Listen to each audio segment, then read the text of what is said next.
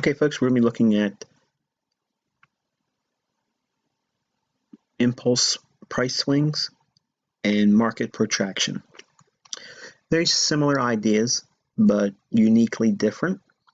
I'm going to first talk about impulse price swings.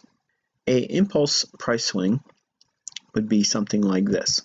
Okay, so we have an impulse price swing down. Then we have another impulse price swing higher. Then we have another impulse price swing lower. We have another impulse swing higher, followed by an impulse swing lower, and a higher swing of impulse movement higher. Then we have another impulse swing lower, followed by another impulse swing higher, followed by an impulse swing lower, another impulse swing higher, and ultimately another impulse swing lower. So we have price swings moving from high down to a low, to another high, down to another low, to a high, to a low, to another high, making another low, up to a high, down to a low, up to a high, down to a low. When you look at price action, you need to be thinking in terms of impulse price swings, because inside the impulse price swings, it's going to give you a lot of detail. Now, there are smaller, more specific impulse price swings that have a lot more influence over the marketplace in the form of a manipulative move or market making manipulation. So let's take all this off and focus primarily on protraction now. If we look at the market with the similar ideas we just illustrated with every impulsive price swing, and then we add to it time of day. By holding down Control and tapping Y on your keyboard, you'll add the vertical delineations for 0 GMT. So 0 GMT, vertical line to another day divider, basically. When we see this, okay, then we can look at time-sensitive impulse price swings, which is market protraction. Market protraction is time-sensitive. It's an impulse price swing that is highly sensitive to a time of day. There are 3 primary protractionary market moves every 24 hours. The first one is right at 0 GMT. You'll see one little movement away or lower, in other words, up or down, right at that delineation in time. You see one here, it trades down away from it, then moves higher. We see this one here, trades down, then moves higher. You see this one here, trades higher. This one here, it trades higher. And that's all we're going to look at for that Asian session. I don't believe Asia is that influential initially. The other market protractionary state is in London. Now we can take the Control Y feature off and just focus on the vertical lines here delineating midnight New York. Initially, right after midnight New York, on this day, we have a market move higher. This market move here is a protractionary market phase where the market trades up initially at a specific time of day. So there's an impulse price swing here, but its design is to fake out the individuals that chase that initial move after midnight. The second impulsive price swing starts in New York.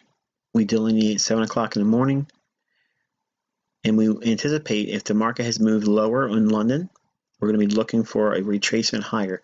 That impulsive price move higher is market protraction. It's designed and intended for manipulation only.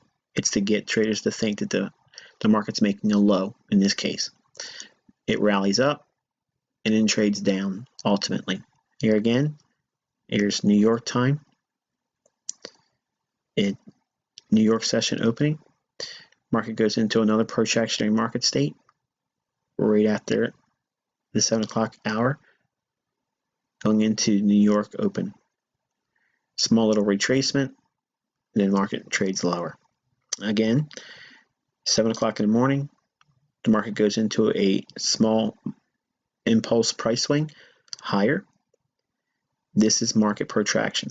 Its intent is for manipulation. It's counter direction. In other words, if this move occurs at this time of day, if it goes higher, we think the opposite direction. If it goes lower, we think the opposite direction. So if it initially moves higher and the market's been going lower, we see that as manipulation or market protraction. The market's going to seek to draw in participants on the wrong side of the marketplace or reach for liquidity. It has to happen after 7 o'clock in the morning. It has to happen after 7 o'clock in the morning. And it has to happen after 7 o'clock in the morning. The other one is in the London session, obviously. And that's after 4 GMT on the Forex Ltd demo account. If we see a movement higher and we're bearish, we see that as market protraction or a Judas swing. It's a false rally to sell into. Same thing occurs in after New York's 7 o'clock in the morning time. We anticipate a round up off the London high. So when we see that, we expect the market to go into a protractionary state where it rallies up to reach for liquidity and then expand down. This day here, market drops initially, right from the midnight candle, drops lower, then rallies up. So this is market protraction. It seeks liquidity below the market over here, clearing out lows, and then rallies. Right at New York, the market's one more time little rally in here, and then sells off. The next day, London, we see initial rally after midnight candle, and then it trades lower. Right after 7 o'clock in the morning in New York, we get one more protractionary state in the marketplace where the market rallies again. Small, minor little impulse price swing, but its design is to manipulate the sentiment and or the thoughts of traders wanting to be participants. This would look like a low, and this run up here would entice buyers in the New York session, and then they reverse it. Having these things in mind,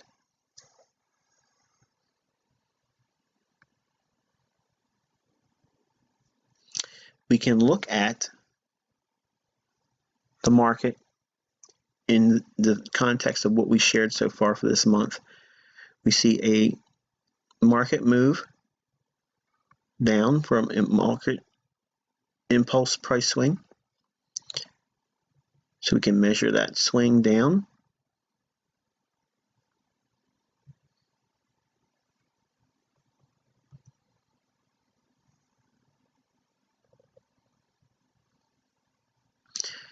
From the high, we can use this one. This high down to this low, and it retraces back up above equilibrium. So we go into a premium market at the 62% retracement level.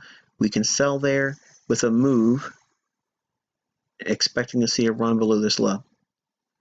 Market goes into protractionary phase after an impulse price swing. We can be a seller reaching for liquidity below the lows.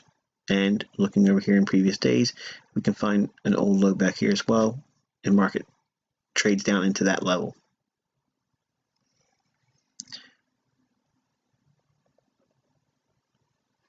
Market makes another impulsive price swing here.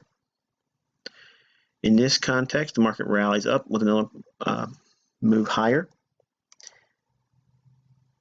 In the next London session, it's a Judas swing lower or market protractionary phase. Faking traders out thinking it's going to drop initially, and it rallies up. And it rallies up into the New York session, right into a premium market. So we're blending impulse price swings and then time of day. Retrades right back into equilibrium for market protraction right in here, and then it expands going lower, taking out stops below the lows over here and aiming for the stops below these equal lows, which they accumulate here. Another impulse price swing here, down to the low, right here. Impulse swing up, right at the New York midnight candle. Judas swing higher, fake move higher. It trades down. Going into New York, we see another protractionary market phase where it trades up right into an area where it sold off before. Lower expansion, reaching down into the 32.55 level. Why would it reach down there, and why is it quickly moving so fast to go down to that level? Is because you can see the old low over here.